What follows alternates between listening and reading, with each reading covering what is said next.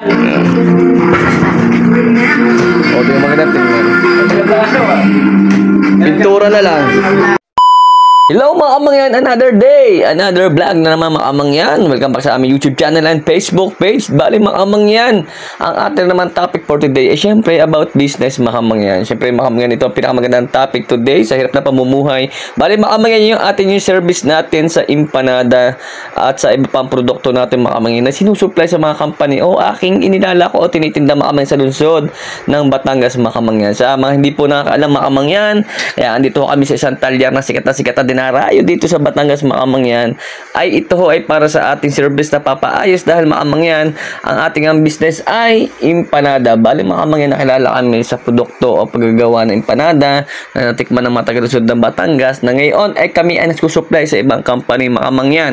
Kaya mga kamangyan, syempre pag tayo may business tayo mumuhunan at ating papaayos, ayaw naman mga kamangyan na ganito na lamang yung ating sitwasyon sa ating service mga kamangyan.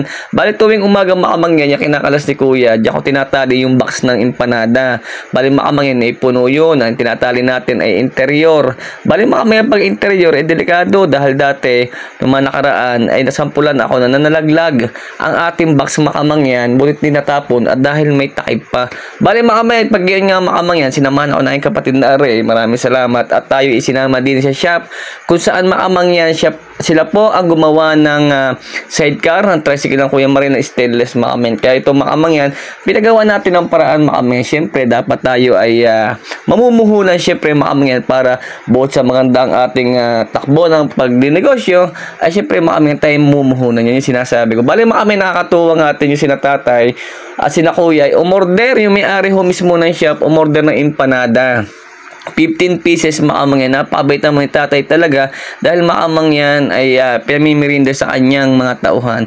Bali mga kamangyan, habang ginagawa, bakalaan nyo kanina ay ako'y tinawagan na naman ni tatay ang may-ari ng shop at umuorder na naman ng 20 pieces. Dadahin ko sa Lunes mga kamangyan dito sa shop ni tatay at meron doon pagbibigyan OFW darating. Kaya nakakatuwa mga kamangyan, nakataba ng puso.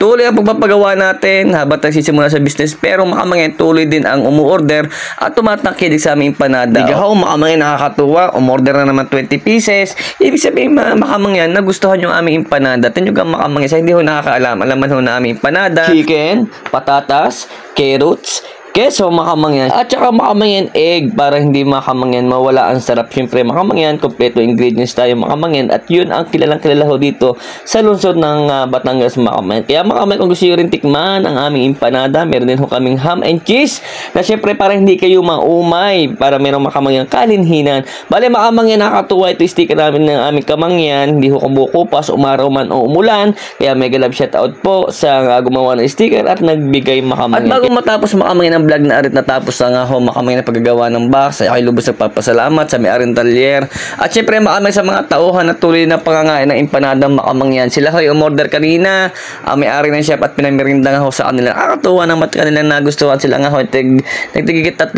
kanina dahil mga kamangyan napasarap daw ng empanada. Bali mga kamangyan, ay na nga ho yung pagkakataong iyan na natapos na ho mga kamangyan ang pagpapagawa ng lagay natin box mga kamangyan. Syempre mga kamangyan, napakaganda ho mga kamangyan, tayo for safety mga kamangyan, para tayo ingat din sa daan kasi mga kamangyan pag nananakbo nga ay delikado. Bali mga kamangyan, sa mga gusto magpagawa ng sidecar, stainless man o ano man mga kamangyan, ay mga kamangyan, napakapulido, napakabilis silang gumawa.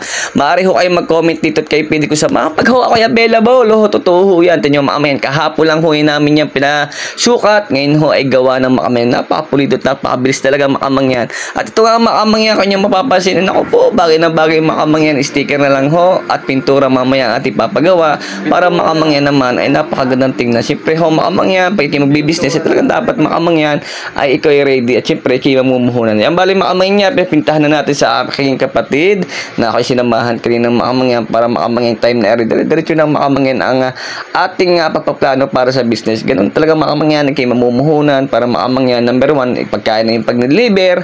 Kaya mga kamangyan, sabi nga nila napakalinis na nagdi-deliver. Siyempre mga kamangyan, malinis din dapat ang yung sasakyan para mga kamangyan ay pulidong pulido. Kaya mga kamangyan, sa lahat na nanonood naming vlog na naman ito at inyong nagustuhan, pa-like and share mga kamangyan dito sa aming page at YouTube channel mga kamangyan. Maraming salamat sa inyong panonood. Ingat po palagi and God bless.